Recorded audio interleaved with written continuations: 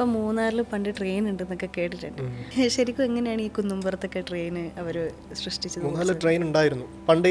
നമ്മൾ ഈ തേയിലത്തോട്ടങ്ങളുടെ വ്യാപനത്തോടു കൂടി തന്നെയാണ് ഇതും വന്നത്. അന്ന് തേയിലക്കൃഷി ഞാൻ പറഞ്ഞില്ലേ, ശാസ്ത്രീയമായ രീതിയിൽ കൃഷി ഉൽപ്പാദനം തുടങ്ങിയതോടുകൂടി ഇതിൻ്റെ ഉൽപ്പാദനം കൂടി. അപ്പം ഇതിൻ്റെ ട്രാൻസ്പോർട്ടേഷൻ ഒരു വലിയ പ്രശ്നമായിട്ട് വന്നു. അപ്പം അന്ന് ആദ്യഘട്ടങ്ങളിൽ ഈ തേയിലക്കൊളുന്തുകൾ പല കാടുകളിൽ നിന്നൊക്കെ ശേഖരിച്ചു വന്നിരുന്നത് ആളുകളുടെ കഴുതപ്പുറത്ത്, കാളവണ്ടിയിൽ, അങ്ങനെയൊക്കെ ആയിരുന്നു. പക്ഷെ പിന്നീട് അത് നടക്കാണ്ട് വന്നു. ആ ഘട്ടത്തിൽ ഈ സ്ഥലത്ത് മൂന്നാറിൽ നിന്ന് കുണ്ടള വഴി ടോപ്പ് സ്റ്റേഷനിലേക്ക് ഒരു കാളവണ്ടി പാത അന്നത്തെ യൂറോപ്യന്മാരായിട്ടുള്ള 2 സഹോദരന്മാരാണ് ഉണ്ടാക്കി. അപ്പോൾ ആ കാളവണ്ടി പാതയുടെ ഒരു പ്രത്യേകത, ഇത് ഈ കയറ്റിറക്കങ്ങളൊക്കെ പരമാവധി ഒഴിവാക്കി ഏതാണ്ട് നിരന്ന രീതിയിൽ പോകുന്ന ഒരു പാതയായിരുന്നു. ഈ കാളകൾക്ക് സുഗമമായിട്ട് സഞ്ചരിക്കാൻ, വേഗത്തിൽ ഈ നമ്മുടെ ചരക്ക് നീക്കം നടക്കുന്നതിന് വേണ്ടിയിട്ടായിരുന്നു. അപ്പോൾ അങ്ങനെ ഒരു പാത ഉണ്ടാക്കി. അങ്ങനെയാണ് അവിടെ ചരക്ക് നീക്കം കുറച്ച് നാളത്തേക്ക് 1902 ഇത് പണിയുന്നത്. ഈ ഒരു കാലഘട്ടത്തിൽ തന്നെ യൂറോപ്പിൽ ഒരു പുതിയ ടെക്നോളജി, അത് മോണോ റെയിൽ എന്ന് പറയും. അതായത് നമ്മുടെ ഇന്നത്തെ ട്രെയിൻ സംവിധാനത്തിൻ്റെ ഒരു ആദ്യ രൂപമായിരുന്നു. അതായത് ഒരു റെയിൽ പാളത്തിൻ്റെ ഒരു വരിയെ കാണത്തുള്ളൂ. ആ വരിയിൽ കൂടി ഒരു റെയിൽ ചക്രം ഉണ്ടാവും. ഇതിനോട് ബന്ധിപ്പിച്ചിട്ട് വേറൊരു ചക്രം, ഇത്രയും കൂടെ വലിയ കാളവണ്ടികളിൽ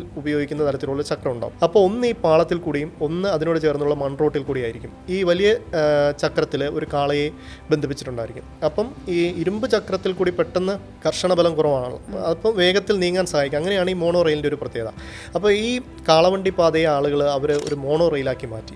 മോണോ റെയിലാക്കി മാറ്റി കഴിഞ്ഞപ്പോൾ പിന്നെ എന്തുകൊണ്ട് നമുക്കിതൊരു വലിയ ട്രെയിൻ ആക്കിക്കൂടാ എന്നുള്ളൊരു പാളമാക്കിക്കൂടാ എന്നൊരു ചിന്ത വന്നു. അന്നപ്പോൾ ആ കമ്പനിയുടെ ജനറൽ മാനേജറുടെ പേര് PR ബുക്കാനൻ എന്നായിരുന്നു. അപ്പോൾ ഇദ്ദേഹമാണ് ഇങ്ങനെ ഒരു ആശയം മുന്നോട്ട് വയ്ക്കുന്നത്. പക്ഷേ ഭൂരിഭാഗം ആളുകളും അതിനെ എതിർക്കുകയായിരുന്നു. ഇത് വേണ്ടതൊന്നും നടക്കില്ല എന്ന് പറഞ്ഞു. അപ്പോൾ അന്നത്തെ കമ്പനിയുടെ ചീഫ് എഞ്ചിനീയറുടെ പേര് JW കോൾ എന്ന് പറഞ്ഞിട്ടുള്ള ഒരു സായിപ്പാണ്. ഇദ്ദേഹം പറഞ്ഞു, ഞാനുണ്ട്, നമുക്കിത് നടപ്പാക്കാം എന്ന് പറഞ്ഞ് ഇവർ തുനിഞ്ഞിറങ്ങി. വളരെ കഷ്ടപ്പെട്ട് ഇവർ കുറച്ച് വർഷങ്ങൾ കൊണ്ട് തന്നെ നിരന്തരമായി പരിശ്രമിച്ച് ഇതൊരു നാരോ ഗേജ് പാതയാക്കി മാറ്റി. പക്ഷേ അങ്ങനെ ആക്കിയാലും ഈ ട്രെയിൻ ഓടിക്കണമെങ്കിൽ ഇതിൻ്റെ എഞ്ചിനും ബോഗിയൊക്കെ വേണമല്ലോ. അപ്പോൾ അന്ന് സൗത്ത് ഇന്ത്യയിലൊന്നും ഇതിൻ്റെ കൺസ്ട്രക്ഷൻ ഒന്നും നടക്കുന്നില്ല. അപ്പോൾ ബുക്കാനൻ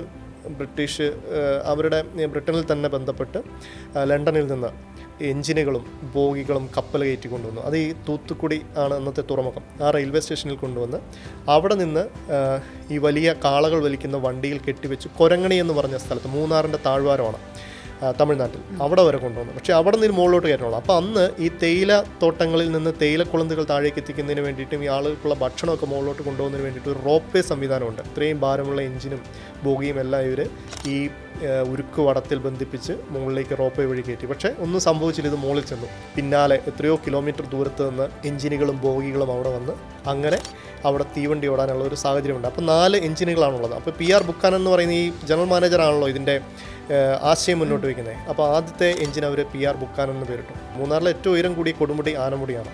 രണ്ടാമത്തെ എഞ്ചിൻ ആനമുടി എന്ന് പേരിട്ടു.